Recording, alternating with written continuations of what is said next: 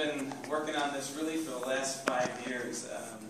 It started when I moved home from Pennsylvania, and I had a pipeline supply company, and moved back to Chicago with my lovely sister. We did the co-housing thing, and she let me live there for a year without killing me, so that was good. But I had a little free time on my hands, and I did some investigating in what I wanted to figure out to do. So I started gardening, I did permaculture, landscape design, and didn't want to garden for rich people anymore, so I was going to do gardens at schools, but I realized it's really bureaucratic at schools, and I don't do well with bureaucrats. So I went from gardening to LED lights. I worked for a company for about 6 months in sales, and then I said, hey, I can do this, so I started my own company.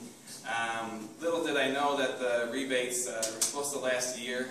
They lasted 3 months for the scheduled year, so it's really hard to sell without the rebates. So I decided to crash my car, and then I needed to get a new car. My sister was getting rid of her van, so I got the van. I started doing Uber, and I realized quite quickly there's no green concept in Uber and all. So I've been developing plans over the last 5 months to disrupt the industry. So we're only going to have hybrids and electrics, but the real goal is to shift people's eco-consciousness. I don't think a device or a technology is going to save our environment, make it better. I think humanity has to shift the way we operate. So we have a couple of ideas within it. So hybrids, electrics only, but we're going to plant a tree with every ride. Every 100 rides save an acre of rainforest, and also pay to offset our carbon footprint. What that does is we feel the ultimate form of consumerism is when you buy a product or use a service and it does the world a better place. I'm stealing that from Tom's Shoes, you know. Great artists steal. So the idea is to make them feel better by just taking a ride. And then we got some other ways to make it engaging, rewarding, fun, and educational. So my first idea, which Jai, one of my co-founders, hates the name of, and we're going to change it. I haven't came up with a better one. So the first idea is called Green Pond. So like Groupon, Green Pond.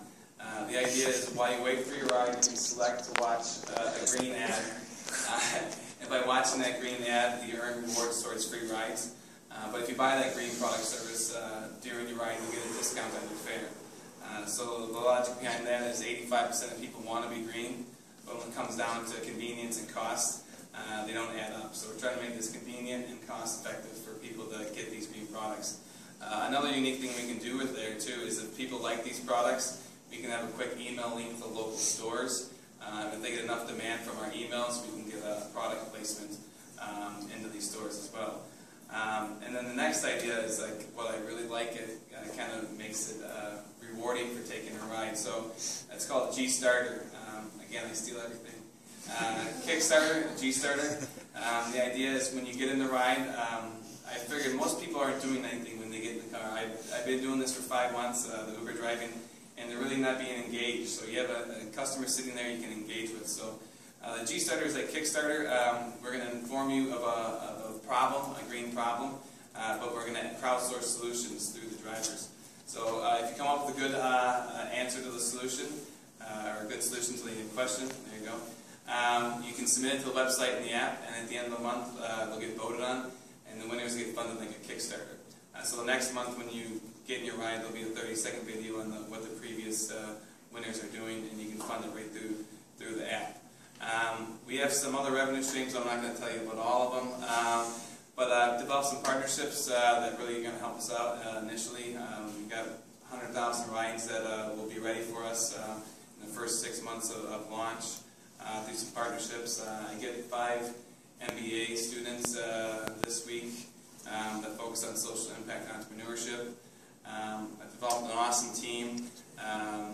Jai's here. He's got a wizard on board, so it's good. Can't cast any spells yet. He's still working on the spells. He's a novice wizard. Intermediate.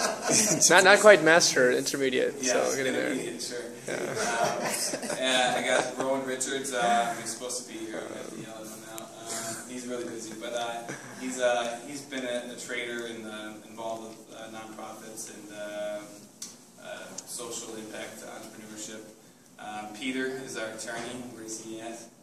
Peter's the man. Sharpest dressed guy here. Next to Noah. Next time we'll have like a fashion dress off between the two. And then yeah, we've got some Bronco. We got an Eastern European guy that's software savvy. And yeah, it's just there's other people along the way, but they're on the board there. We take pictures in all our meetings to capture them, and then we hug everybody. I've had one person warn me not to hug anybody, but one out of like 40 ain't bad, so we're still gonna hug people. So that's a little breakdown about what G-Ride is doing. We're looking to launch in 6 to 8 months is the goal.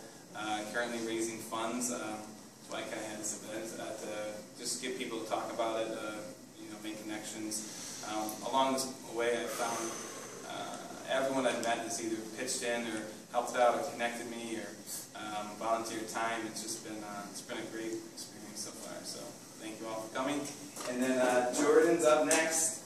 I can play some groovy Jordan and Todd. Todd's playing too.